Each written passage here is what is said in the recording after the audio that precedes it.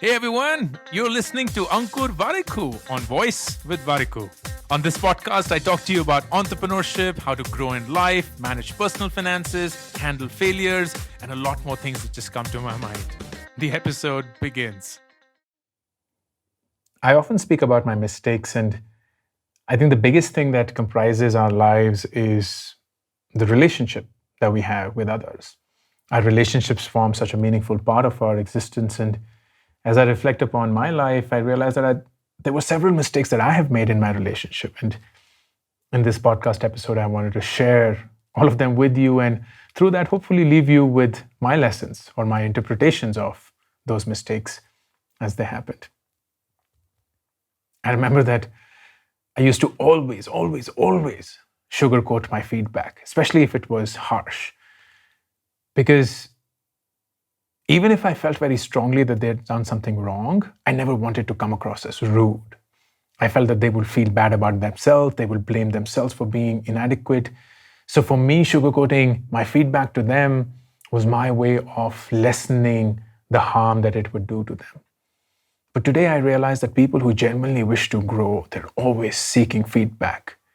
And if you dilute that feedback, it is actually disrespectful to them. I remember that I've always wanted to know how I could help. Any relationship that I was in, I always was like, how can I help you? How can I help you? Tell me, how can I help you? I always wanted to know what was wrong. Hey, what's wrong? Why are you not being yourself? But I somehow never shared how is it that they can help me. Even when they asked, I never shared what was wrong at my end because I felt that that was my way of protecting them from whatever I was going through. But today I realize that people want the joy of being able to help you just as much as they seek that joy of being helped from you. I continued to be in toxic friendships. I continued to be in friendships with my school friends, with even some of my cousins, because I just felt, how could I be so selfish and leave them now? They were there with me when I was growing up, and now just because they don't work out for me, that will be so criminal of me to do so. I continued to be friends with people who had long stopped growing. And just because I'd been friends with them, that was the only reason. But today I know that sometimes killing a relationship is the only way that you can save yourself from it. I thought it was my responsibility to keep the other person happy. And if they were unhappy, then I was at fault. I am the incapable one. I am the inadequate one. I'm the one who didn't do enough to keep them happy. But the most important truth about relationships is that the best relationships are those where people take responsibility for their own happiness. It's not your responsibility to make people happy. It is people's responsibility to make themselves happy. And if they're not happy, that's not your fault. That's not your fault. I felt that I will keep my parents happy with the money I make. So everything was about the money that I was making. I will send them on vacations, I'll buy them things, I'll make their life comfortable. But the busier I got, the less happy they were, despite all the things that they now had, with the money that I was making. And that's when it dawned upon me that relationships do not need money or things to grow. They need time. They need time. I justified spending insane hours at work because I was doing this for our future. And the next thing I know, that our son was 4 years old. Relationships may not even have a future, but all of them have a present. All of them have a moment which is right now. And every relationship of yours which is meaningful for you in your life, it needs this moment right now. I became friends with my colleagues, and that made it hard for me to be direct and radical with them. I somehow felt that because I was friends with them, I needed to be nice to them. And if I had to share feedback which was work related, I felt odd, I felt awkward, I felt just not comfortable doing that. And my friendship eventually superseded my responsibility as a leader. I began to fail as a leader while being a good friend.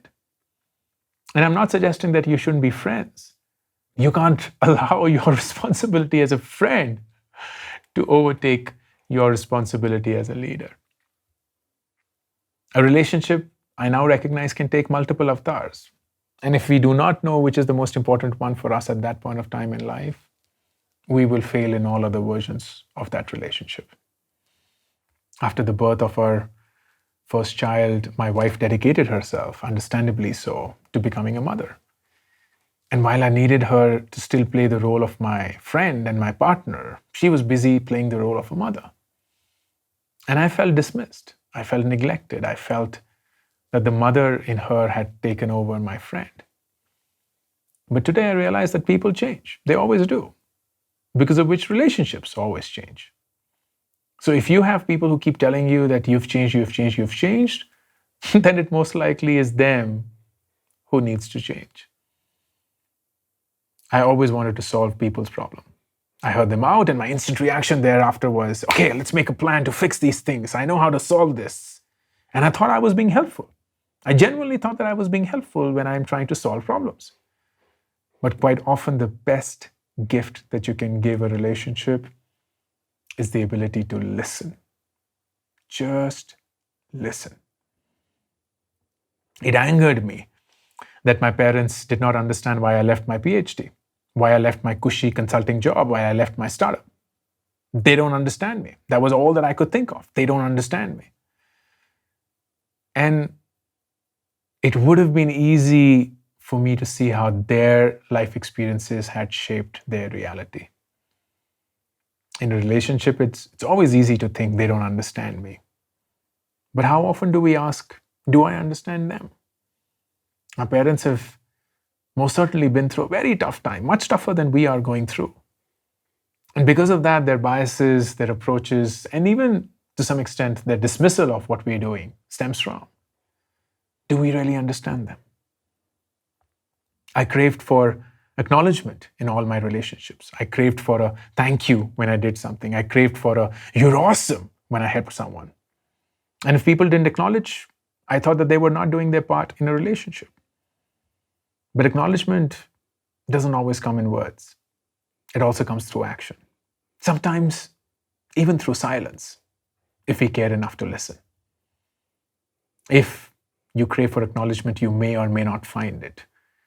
But if you do things without the need for acknowledgement, you'll find it in surprising ways.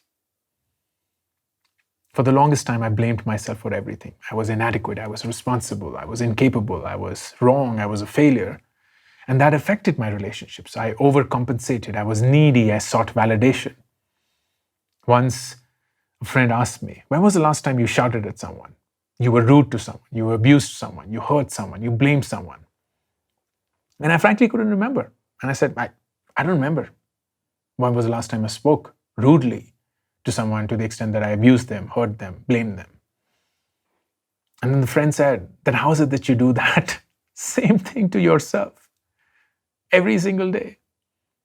And that's when it struck me that at times the most toxic relationship you have to save yourself from is the one that you have with your own self. I realized today that almost all the mistakes I made in my relationships stemmed from the relationship that I had with my own self. And the day I was able to fix my relationship with my own self, I gave myself the opportunity to fix all my relationships. I still suffer from imposter syndrome. I still think of myself as a failure. I know that I've let so many people down. But the difference is that these thoughts now drive me to become a better person as against shutting me down.